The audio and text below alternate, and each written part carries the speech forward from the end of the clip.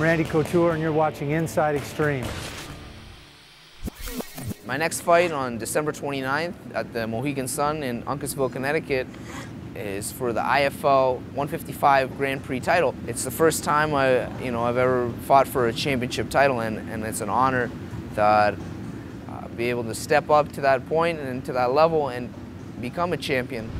The neurophysical training that we do is part of something on the side that I work on with Dr. Jim Costello. And I want you to throw punches like you're beating the hell out of somebody, right? Just let it go. Then when I say back off, here's what I want you to do. I want you to take your eyes, your forehead like this. I want you to raise your eyebrows, and I want you to smile.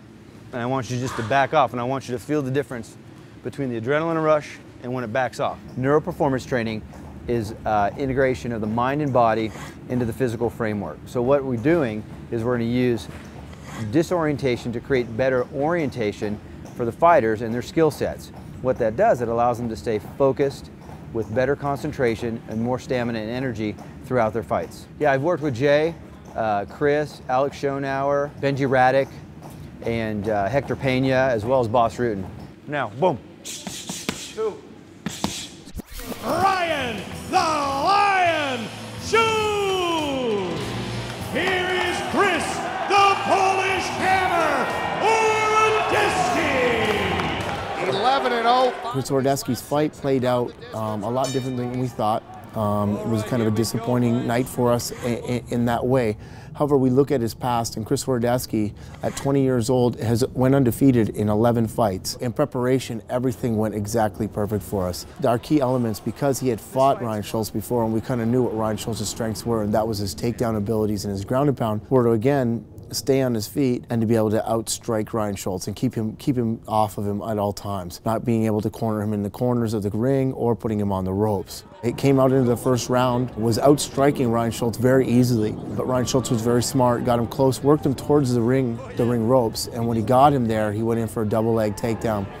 Got his underhooks in, and Chris just wasn't strong enough yet to be able to pull out of that technique. And what was happening was Chris was actually getting his underhook and working his way out, which we were very happy with. He did everything very technically right. However, again, Ryan's strength came into act, and what happened was Ryan kind of popped his hips forward, pushed him down. Chris's arm got trapped underneath him. Chris reached only with one arm to defend himself, and when that happened, he was put into a bad position where Ryan Shultz just dropped probably about 4 or 5 hard punches down, putting Chris to sleep. A little bit of time off after this fight, and we'll get him back out there, make sure that his training camp is done with the right amount of time this time, and that he's motivated again.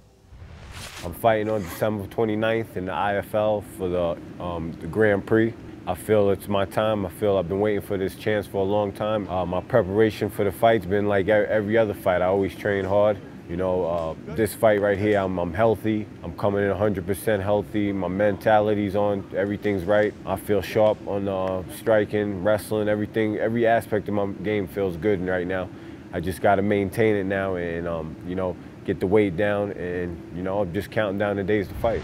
The welterweights, Heleno and Hieron. This is going to be a very interesting fight. Hieron actually is... Getting Jay Hieron ready for the IFL World Grand Prix was probably one of the most exciting times I've had preparing a fighter, mainly because he was so dedicated to his training and to following our game plan. Getting ready for the fight, a big part of it was staying on our feet because we knew that Delson Heleno, probably one of the best jiu-jitsu guys, not only in the Grand Prix, but in the world. When the fight happened, Delson Heleno came out, chased Jay around, tried to go for that takedown. And what Jay did, we worked on a lot of backward step and a lot of throwing punches in reverse. So as Delson Heleno came towards Jay, he was stepping backwards a lot, scoring a lot of big punches while he was coming in. By the time the fight was ready to be finished, Jay came out, threw a huge kick to the outside leg of Delson Heleno that injured him.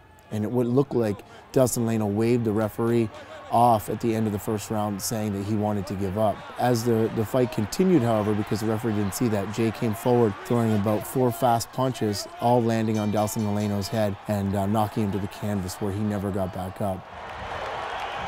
Probably one of the biggest moments for all of us, because we know how hard Jay works, and obviously for Jay, because he had prepared so hard for this fight, and he's been doing the sport for so long.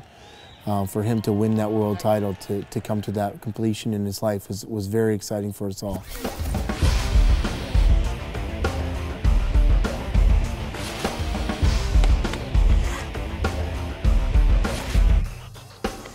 I'm Randy Couture, and you're watching Inside Xtreme.